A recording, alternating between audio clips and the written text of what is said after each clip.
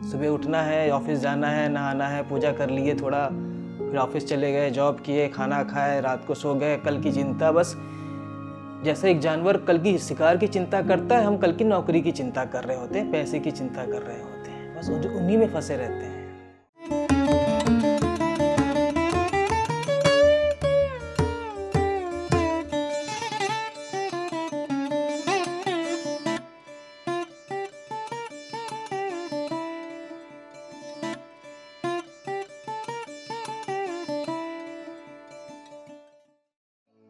नमस्कार, मेरा नाम डॉक्टर दीपक सिंह।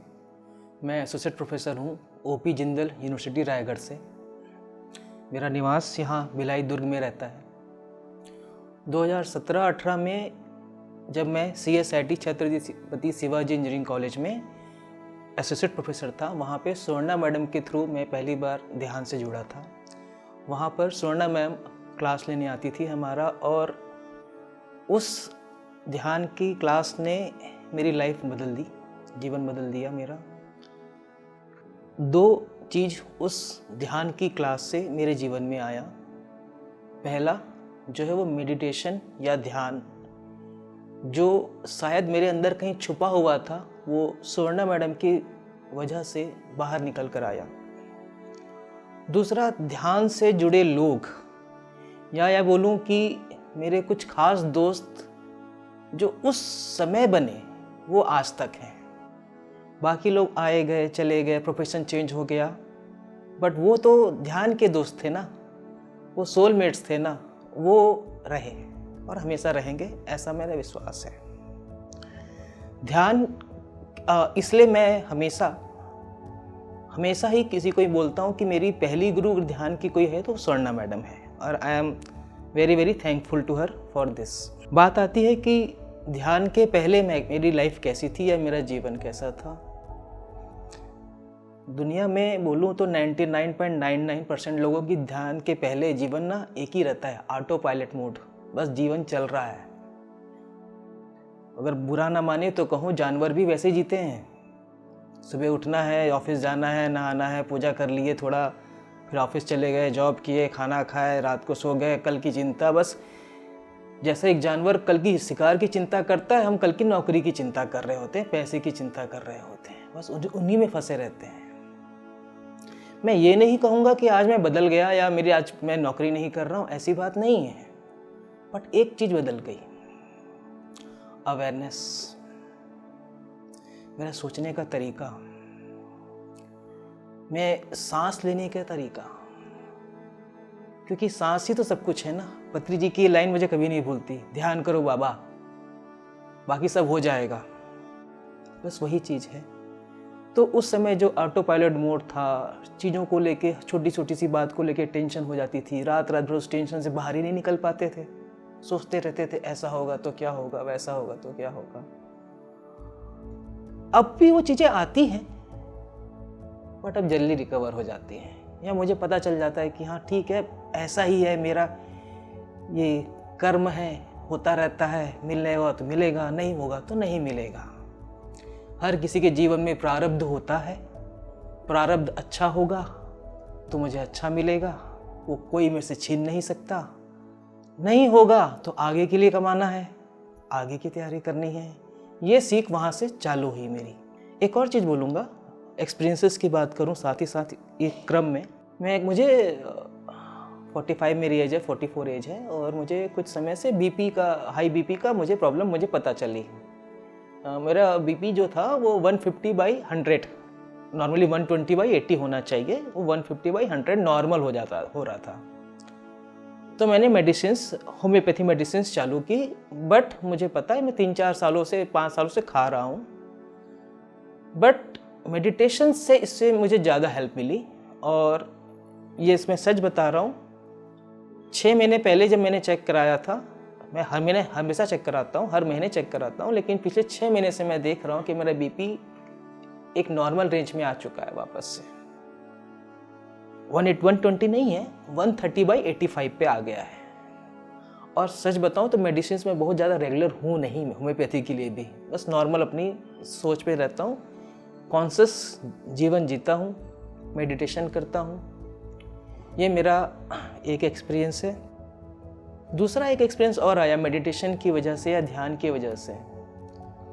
जब पहले किसी से किसी बात पे किसी एक बात पे मतभेद होता था, वो कुछ बोल रहे हैं, मैं कुछ बोल रहा हूँ, दोनों में फिर बातें बढ़ती रहती थी। मेडिटेशन के बाद धीरे धीरे समझ में आया कुछ नहीं रखा है इन सब बातों का, ये सब ऐसे ही है, ये इस समय की भावना है, थोड़ी देर में ख़त्म हो जाएगी। तो मैंने चुप रहना सीखा, मैंने मौन को पकड़ा कि ज़्यादा अच्छा हो आप उस समय मौन रह जाओ। आप सही हो या गलत है ये नहीं सीखना है, वहाँ करना है, वहाँ पे आप मौन हो जाइए। अगर आपकी बात सही होगी बाद में फिर से बताएंगे, सामने वाला समझ जाएगा। उस समय आप चिल्लाकर उसको समझाएंगे, कभी नहीं समझेगा। और मुझे लगता है कि इन दो चीज़ों से हुआ क्या, फिज़िकली मेरी बीपी में काफ़ी चेंजेस आया, अच्छा हुआ, ओवरऑल हेल्थ अच्छी हुई। और बीपी है क्या, मन ही तो है, सब कुछ मन से तो जुड़ा हुआ है ना। तो पहले मैंने मन को कंट्रोल करना सीखा है, मन को कोशिश कंट्रोल कर रहा हूँ। मैं नहीं बोलूँगा कि मैं बहुत कुछ कंट्रोल कर चुका हूँ, नहीं, बिल्कुल नहीं हूँ, मैं तो अभी पहली क्लास में हूँ इसकी। बट हाँ, सीख तो गया हूँ, गलती पता तो चल जाती कि मैं यहाँ पे इरिटेट हो रहा हूँ, गुस्सा हो रहा हूँ, ये मुझे समझ में आ गई। इसके अलावा मैंने और भी meditations, thanks to Swarna madam के अलावा मैंने और भी बहुत सारे, फिर एक जर्नी मेरी चालू हुई, एक सर्च चालू हुई। मैंने सदगुरु के भी कोर्स किए, मैंने विपासना भी गया, मैं पत्री जी से 3 बार मिला हूँ। मैं जब भी वो भिलाई आए थे उस समय, मैं 2017 में, 18 में, 20 के आसपास मैं मिला हूँ उनसे। रेणु मैडम जो है हमारी, रेणु त्रिपाठी मैडम, उनके घर एक बार वो रुके भी थे, मैं वहाँ पे भी, मैंने उनके साथ सेवा भी की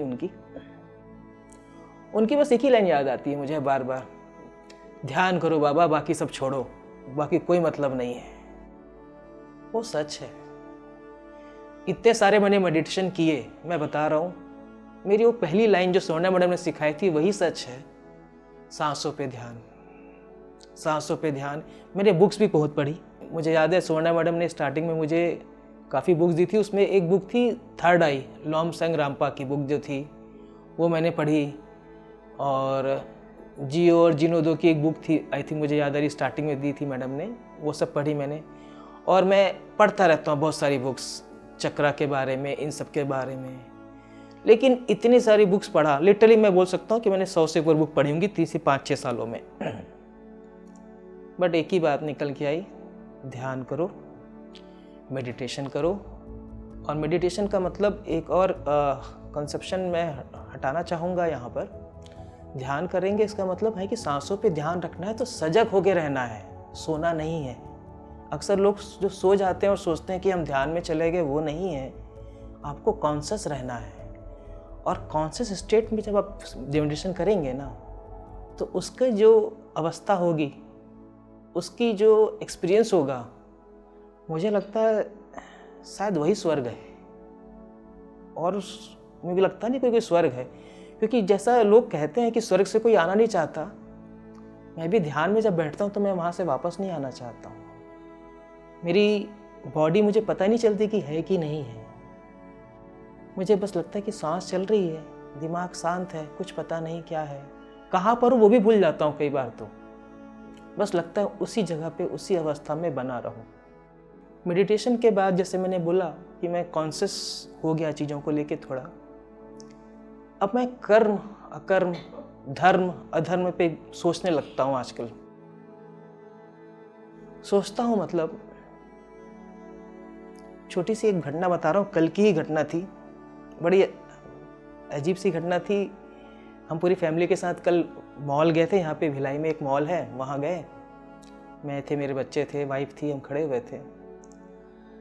और हम ऐसे बस खड़े हुए थे और मैंने देखा थोड़ी देर बाद कि मेरे जस्ट पैरों के पास कुछ रुपए गिरे हुए हैं, 300-400 रुपए गिरे हुए हैं। मैंने ऐसे आजू बाजू पलट कर देखा, बहुत भीड़ थी, किसी कुछ परवाह नहीं थी। मैंने उठाना तो पड़ेगा, उठाया। अब मैं सोच रहा हूँ, मेरे दिमाग चल रहा है, क्या ये यूनिवर्स का गिफ्ट है मेरे लिए? अगर ये गिफ्ट है तो क्या मुझे रखना चाहिए? लेकिन गया तो पैसा तो किसी का गया है, वो तो दुखी होगा अभी, तो फिर मैं कैसे रख सकता हूँ? ये तो अधर्म हो जाएगा। ये तो मेरे भाग्य का है ही नहीं, क्या करूं, किसको पूछूं, 300-400 की भीड़ में किसको पूछूं। तो फिर सोचूं नहीं, मैं कल किसी को दान कर दूंगा। फिर सोच रहा हूं दान कर, वाइफ देख रही है, बच्चे देख रहे हैं मुझे, मेरी स्थिति चल रही है वहां पे, शांत बैठा हूं मैं बोला कि सोच रहा हूं बस, मैं चुप हो गया। अब ना उनसे कोई बात रही, मेरे दिमाग में बस चल रहे हैं चीजें। अच्छा, दान कर दूंगा, यूनिवर्स तुमको गिफ्ट दे रहा है और तुम दान कर रहे हो, तो तुमको ये भी समझ में नहीं आता कि तुमको यूनिवर्स ने जो गिफ्ट दिया वो भी तुम छोड़ दे रहे हो, तो फिर नहीं करूंगा।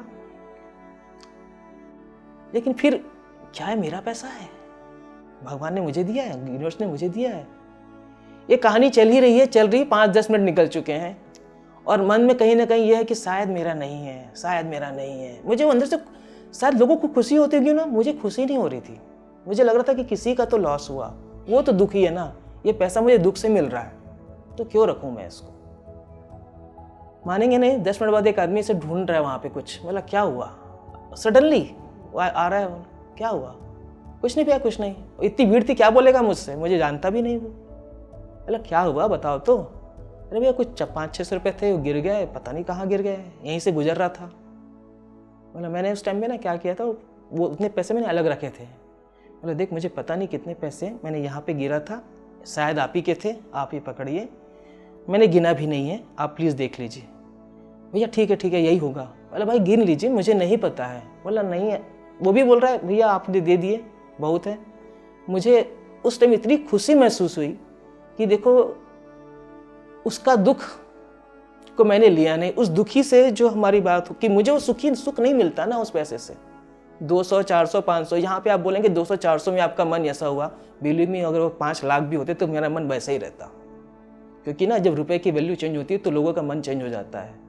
मेरा मन चेंज नहीं होता, मेरा मन अभी भी वही था। और ये सब कहाँ से आया, ये सब मेडिटेशन, ध्यान, सोच, बुक, जो स्वाध्याय की बात हम करते हैं, उन सब चीज़ों से निकल कर आया है। यही मेरा एक एक्सपीरियंस है और ये मैं आगे भी बढ़ाता रहूँगा, करता रहूँगा। अंत में मैं आप सभी से ये गुजारिश करूँगा, अनुग्रह करूँगा, अनुरोध करूँगा कि आप सभी ध्यान से जुड़िए। ध्यान किसी धर्म, संस्था या जाति से संबंधित नहीं है, वो अपने आप से है। आपका अपने आप से मिलन है। आपकी श्वास ही आपके जीवन को ऊपर लेकर जाएगी, आपको उन्नत करेगी। और इसका फर्क आपको सिर्फ आपके फिजिकल बॉडी में या श्वासों में नहीं दिखेगा, आपके आहार, व्यवहार, आपके आसपास के लोग, आप अपने आप सफलता मिलती, आपको हर क्षेत्र में सफलता मिलती चली जाएगी। क्यों? क्योंकि बुरे से आपको फर्क पड़ेगा नहीं, अच्छे होने से आप संतुलन में रहेंगे, तो आप हमेशा आगे ही बढ़ेंगे और आगे बढ़ने की कामना करते रहेंगे। तो बस आप सबसे यही अनुरोध है, आनापान सती पे जाइए, फोकस कीजिए, आनापान सती को कीजिए, सांसों पे ध्यान रखिए और हमेशा ध्यान के आगे बढ़िएगा। धन्यवाद, नमस्कार। PMC हिंदी बदले जीवन।